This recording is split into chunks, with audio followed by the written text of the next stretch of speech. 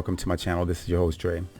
I just wanted to talk about this story. It's been out for a while. And now this is about Robert Deere in Colorado Springs. He went to a Planned Parenthood facility, opened fire, wounding 12 people, killing 3, one including an officer.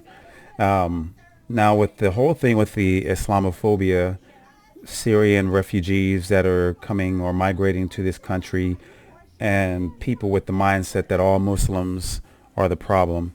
Here you have a case of this gentleman right here. Once again, this is Robert Deere. Now you do see he's not Muslim, he's Christian, he's not Syrian. Obviously you see his ethnicity. He's not from Syria. He is a homegrown U.S. citizen. So they're not calling this domestic terrorism, but then again, you have to fit a certain demographic. That's what a lot of the media would like to put out, and a lot of the hate mongering that's going around, especially from Donald Trump and a lot of others who would like to think that Americans don't have shit on them. But when it comes to mass shootings, there's a lot of it prevalent here in the United States. Yeah, we can talk about what happened in France, and I didn't cover that story, one, because I don't really handle foreign affairs. We have our own problems here in the United States, from police brutality, crimes of different sorts. A lot of things happen here in the United States, and while it's tragic about those things that happen in foreign countries, I just don't touch upon them because I want to stay more grounded to what's happening here. As a Texas resident, I want to talk about what's happening around the country here in the United States in particular. But this right here, this is a clear act of domestic terrorism. Unfortunately, no one calls it that. So I wouldn't be surprised if during the trial they try to say that this man was clinically mentally disturbed or something to that effect, because we all know when it comes to mass shooters, when you have the likes of Dylan Roof and others who've committed these, Jerry Lee Lawfiner, James Holmes, that is always the excuse. There's no accountability for their actions. And this gentleman attacking a Planned Parenthood facility, there's still no indication as far as why he did. I don't know if this is some sort of a political message.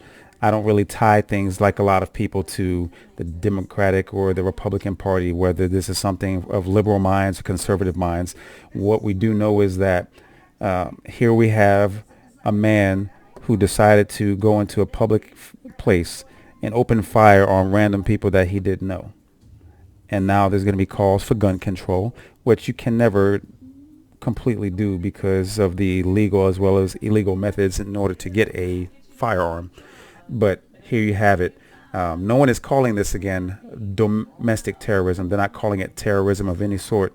But again, had this person fit some Middle Eastern demographic, had this person's name had been like Mahmoud, Mohammed, Amir, anything like that, then there would have been this outcry to castigate all Middle Easterns, anyone who's perceived as a Muslim, or there's going to be some sort of accusation of a person being a part of ISIS.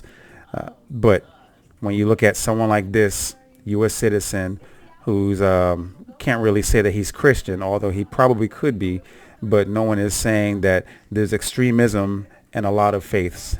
You see a lot of like in Ireland, where you have Protestants and Catholics fighting each other, killing each other, when worshiping God is the main thing between the two denominations.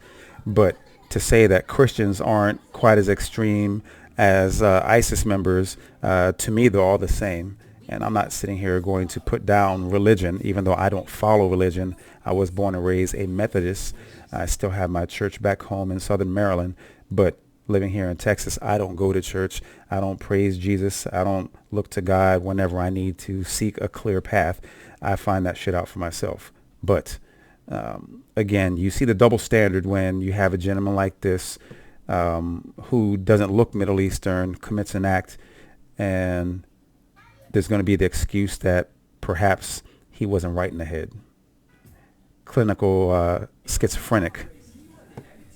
Maybe he was psychotic. But they're not going to call him a terrorist because that doesn't match the description of the common quote-unquote terrorists that people see. People didn't see that with John Mohammed and Malvo, two black gentlemen, the DC snipers. They didn't see that with Timothy McVeigh, and they won't see it with this again because they were Muslim, even though the DC snipers were Muslims. But crime is crime, terror is terror, whenever, especially when so many people are impacted from the one event. That is the face of terrorism. And the fact that we won't call this terrorism, that's a double standard, and in part that's due to our racist society here in the United States. Anyway, if you like this video, hope that you like, subscribe, and share. Don't forget to check me out on Facebook. Peace.